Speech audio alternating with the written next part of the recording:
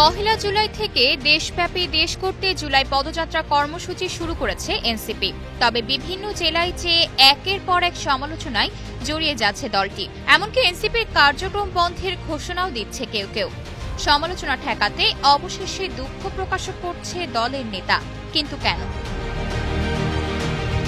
বান্দরবান নিয়ে অনাকাঙ্ক্ষিত শব্দ চয়নের জন্য দুঃখ প্রকাশ করেছেন জাতীয় নাগরিক পার্টির মুখ্য সংগঠক সার্জিস আলম। রোববার নিজের ভেরিফাইড ফেসবুক পেজে একটি আবেগঘন বার্তা দিয়েছেন তিনি।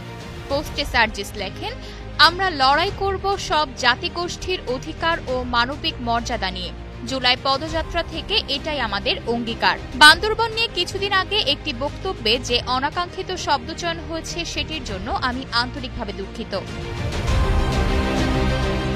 এর আগে এদিন দুপুরে সার্জিস আলমকে প্রকাশ্যে ক্ষমা চাওয়ার আহ্বান জানায় পার্বত্য চট্টগ্রাম ছাত্র পরিষদ। বান্দরবানকে শাস্তির জায়গা বলায় পার্বত্য অঞ্চলের প্রতি অবমাননা করা হয়েছে উল্লেখ করে তাকে অবাঞ্ছিত ঘোষণা করা হয়। অন্যথায় বান্দরবানে এনসিপির সব কার্যক্রম সম্পূর্ণভাবে অবাঞ্ছিত ঘোষণা করা হবে বলে হুঁশিয়ারি দেন তারা। ছাত্রনেতাদের ভাষ্য, এই মন্তব্য চরম নিন্দনীয় ও অবমাননাকর। এটি শুধু বান্দরবানের নয়, গোটা পার্বত্য চট্টগ্রামের মর্যাদাকে হেয় করার শামিল।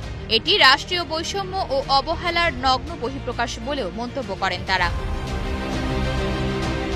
এই প্রতিবাদের কয়েক ঘণ্টার মধ্যেই সার্জিস আলম তার ফেসবুক পোস্টে দুঃখ প্রকাশ করেন।